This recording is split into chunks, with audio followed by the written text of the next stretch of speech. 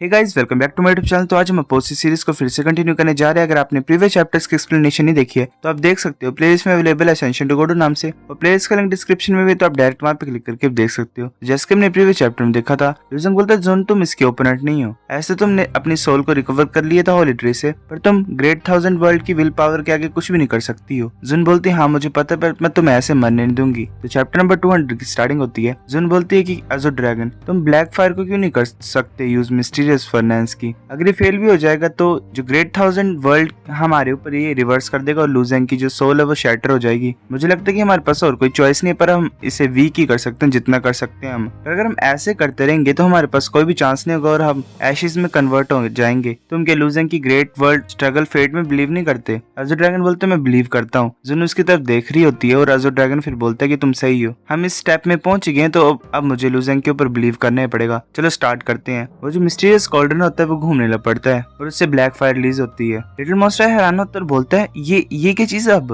वो सोच रहा होता है कि मैं इससे क्यों इतना ज्यादा डर महसूस कर रहा हूँ इस फायर से, क्या मैं भागूं यहाँ से। वो भाग रहा होता है पीछे की तरफ। वेल जो लेजर है उसे वो अपनी बॉडी से कंट्रोल कर रहा होता है। अजो ड्रैगन बोलता है तुम भागना चाहते हो पर ये बड़ा सा लेट हो गया। जो फायर होती है वो आगे की तरफ बढ़ रही होती है। अजो ड्रैगन सोच रहा होता है कि ऐसा लग रहा है कि ब्लैक फायर के पास रिस्ट्रेन इफेक्ट भी है, जो ग्रेट 1000 वर्ल्ड की विल पावर उसके ऊपर। जो ब्लैक फायर होती है वो पिंक कलर के ऑर्ब को कवर कर रही होती है और पूरी तरह से उसे सराउंड कर लेती है। लिटिल मॉन्स्टर बोलता है क्या? वो जो फायर होती है वो उसे खींच रही होती है अंदर की तरफ। लिटिल मॉन्स्टर चिल्ला रहा होता है और जो कॉल्डरन होता है वो उस पिंक ऑर्ब को निगल लेता है। Well will power great 1000 world की। कॉल्डरन में कुछ हलचल नहीं हो रही होती। ल्यूजेंग और जुन उसकी तरफ देख रहे होते हैं, ड्रैगन भी। जुन बोलती है कि ये ओवर हो गया है। जब तुम इसे रिफाइन कर लोगे ग्रेट 1000 वर्ल्ड की विल को, तुम इसे एब्जॉर्ब कर सकते हो। अगर एब्जॉर्प्शन स्मूथ होगी तो तुम ग्रेट 1000 वर्ल्ड की विल को भी इनहेरिट कर सकते हो। और अगर हम सिंपल भाषा में बोले तो तुम प्लेन के चाइल्ड बन सकते हो। ल्यूजेंग बोलता है क्या? जुन वहीं पे बेहोश हो जाती है। ल्यूजेंग उसे पकड़ लेता है और बोलता है क्या हुआ तुम्हारे साथ? ल्यूजेंग जुन को आवाज लगा रहा होता है। ल्यूजेंग बोलता है क्या तुम ठीक हो? जुन बोलती है वेल मैं ठीक हूँ। वो बोलती है फिर कि मुझे थोड़ा सा रेस्ट चाहिए। ल्यूजेंग बोलता है ऐसा मत करो,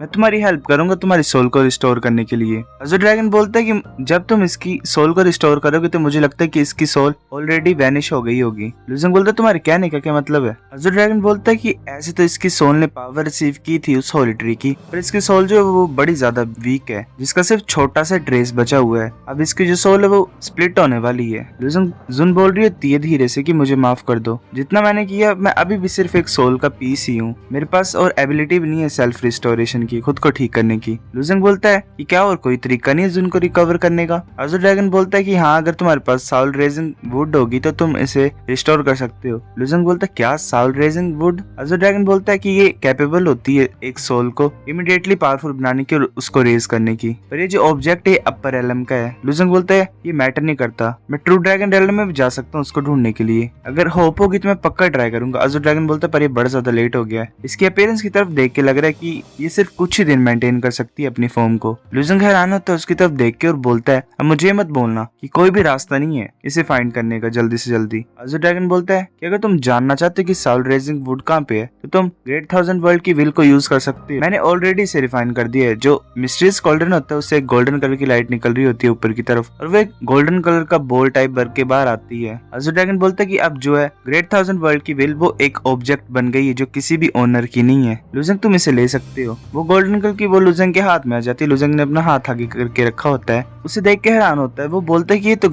एंटायर ग्रेट 1000 वर्ल्ड की प्रोजेक्शन है। ल्यूजेंग अपनी आईज को क्लोज करता है और वो ओशंस और सीज को भी देख पा रहा होता है और जितने भी काउंटलेस लिविंग बीइंग्स है उन्हें भी देख पा रहा होता है। ल्यूजेंग सोच रहा था मेरे पास इतनी ज्यादा बड़ी मेमोरी है, चलो मैं ट्राई करता हूँ कि मैं साउल रेजिंग वुड को फाइंड कर सकता हूँ कि नहीं। चलो पहले सेंट्रल रीजन में फाइंड करते हैं। ल्यूजेंग अपने आईज को क्लोज करता है और उसे फिर निंग भी दिखा देती है। ल्यूजेंग सोच रहा था ऐसे तो मैं बड़ा वरीड था कि ट्रिप में मेरे को कुछ ज्यादा लंबा टाइम लग जाएगा और मैं डाई के साइड में नहीं रह सकता हूँ, पर ऐसा लग रहा है कि अभी चीजें ठीक है, मैं थोड़ा सा रिलीव्ड हूँ। ल्यूजेंग सीगोल्ड लैंड में देखता है, वहाँ पे लिंगियन होती है। वो सोच रही होती है कि चल रहा है। वो बोलती है कि ऐसा लग रहा है कि जो किंग का स्टैचू वो और ज्यादा डल होता जा रहा है, ऐसा लग रहा है कि किंग मरने पे है, बिल्कुल ही कगार पे। एक डीमन नाइट बोलती है इसका क्या मतलब, ल्यूजेंग के साथ कोई इंसिडेंट हुआ है क्या, जल्दी लियू को यहाँ पे बुलाओ। तो दूसरी डीमन नाइट बोलती है ठीक है। जो किंग ऑफ पनिशमेंट होती है वो हंस रही होती है और बोलती है कि ये जो बिच है इसके साथ अच्छा हुआ, ये तो मरने की कगार पे है। ल्यूजेंग सोच रहा होता है कि ये जो सीन है ये मैं कभी भी देखना नहीं चाहता हूँ। लुजिंग सोच रहा होता है कि मैंने सेंट्रल रीजन और सी गोड लैंड दोनों जगह देख लिया, पर कहीं भी मुझे साउल रेजिंग वुड नहीं मिली और कोई भी क्लूज नहीं मिले ड्रैगन बेन क्लैन के भी। अब मैं क्या करूं? लुजिंग सोचता है कि रुको एक मिनट, ऐसा लग रहा है कि 4 ग्रेट डिवाइन कंट्रीज के पास है कोई क्लू साउल रेजिंग वुड के बारे में। जो गोडेस है ग्रेट डायू किंगडम की, जो कि सीक्रेट सेक टाउन का, वो हर बार एक टनल को ओपन करते और वहां से काउंटलेस रिसोर्सेज नीचे गिरते हैं अपर एलम से। तो मेरे को लगता है कि 3 सेगमेंट थे साउल रेजिंग वुड के टोटल में, जो कि ऊपर से आए थे। जो 2 वो यूज कर लिए गए हैं, जो कि 2 डिवाइन सी रेलम के ऑलमाइटीज थे उन्होंने यूज किए हैं, क्योंकि वो ऑलरेडी मरने वाले थे, वो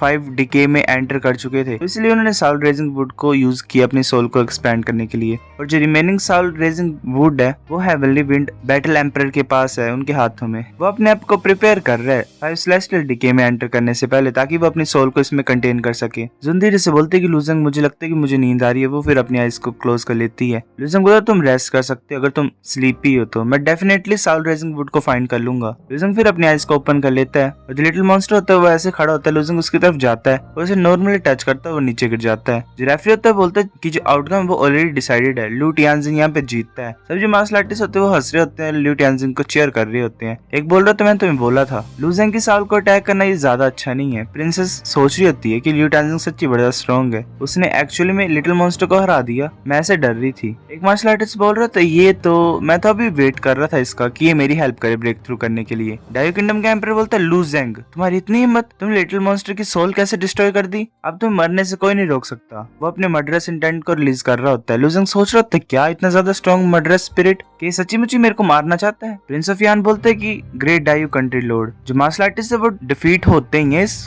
कंपटीशन में। ये तो एक छोटी सी बात है सभी के लिए, कि इसके लिए तुम लिu टानजिंग को मार दोगे? डायू एम्परर बोलता है बकवास करना बंद करो, तुम कौन हो यहाँ पे बकवास करने वाले? तुम्हारी इतनी हिम्मत मेरे से तुम ऐसे बात कर रहे हो, मैं तुम्हें यहीं पे खत्म कर दूंगा। ब्लैक आयरन कंट्री का एम्परर बोलता है लुजान तुम्हारे कहने का क्या मतलब है, तुम क्या बोल रहे हो? डायू एम्परर बोलता है कि मैं क्या बोल रहा हूँ, मैं इसे पहले फिनिश करता हूँ। वो फिर जल्दी से अरेना में आ जाता है। प्रिंसेस सोच रही थी लिu टानजिंग। लुजिंग बोलता है हंसते हुए कि ग्रेट डायू बैटल एम्परर तुम एक डिवाइन कंट्री के लॉर्ड हो, एक एम्परर और मार्शल आर्टिस्ट के बीच में, पर तुम्हारे पास दिमाग नहीं है, तुम रूल्स को अंडरस्टैंड नहीं कर रहे हो। अभी लिटिल मॉन्स्टर मेरी सोल को डिस्ट्रॉय करने लगा था, अगर मैंने फाइट बैक नहीं की होती तो मेरी सोल वैनिश हो जाती। जो लूजर्स हैं वो हारते हैं और उन्हें अपनी हार को एक्सेप्ट करना चाहिए। तुम खुद क्या बेवकूफ हो जो यहाँ पे आ रहे हो उसको अवेंज करने के लिए? वो एम्परर बोलता है ये अच्छा है, बहुत अच्छा है, मैं 800 साल तक जी चुका हूँ और अब मैं डिसिपल के एक बच्चे से सीखूं। लिu टानजिंग तुम बड़े ज्यादा इंटरेस्टिंग हो, तुम सही बोल रहे हो, एक जो लाइफ और डेथ होती है बैटल में वो कुछ भी हो सकता है, तुम मर भी सकते हो, तुम जी भी सकते हो, किसी भी मोमेंट में कोई भी मर सकता है, और तुम्हारे एक सही पॉइंट पे मैं इस डिफीट को एक्सेप्ट नहीं करूंगा। लुजिंग बोलता है तो तुम क्या करोगे इस सिचुएशन के बारे में? डायू एम्परर बोलता है एक मूव, सिर्फ मेरे एक मूव को लो और मैं सब कुछ भूल जाऊंगा जो भी यहाँ पे हुआ है। जो मार्शल आर्टिस्ट होते हैं वो हैरान होते हैं और बोल रहे होते हैं कि क्या हो रहा है, एक वर्चुअल डिजास्टर रेलम का वॉरियर एक पंच लेगा डिवाइन सी रेलम के ऑलमाइटी से, ऐसे लिu टानजिंग पक्का ही मर जाएगा, ये तो इनजस्टिस है। प्रिंस ऑफ यान भी कुछ नहीं बोल पा रहा होता, ब्लैक आयरन कंट्री का एम्परर भी देख रहा होता है। लुजिंग स्माइल करता है, बोलता है ठीक है। मार्शल आर्टिस्ट से हैरान होते बोलते क्या एग्री, इसने एग्री किया, मैंने गलत सुना क्या? डायू एम्परर हंसता और बोलता है कि तुम्हें क्या लगता है तुम मेरे अटैक को झेल पाओगे? तुम सच्ची मुझे बड़ा ज्यादा घमंडी और मैं इसको अप्रिशिएट करता हूँ। मैं तुम्हें एक चांस देता हूँ, मैं अपनी 80% स्ट्रेंथ को यूज करूंगा इस पंच में, कैसा है? जो रेफरी होता है वो सोच रहा था 80%, 20% ही काफी ऐसे 1000 बार मारने के लिए। प्रिंसेस बोलती है रुको।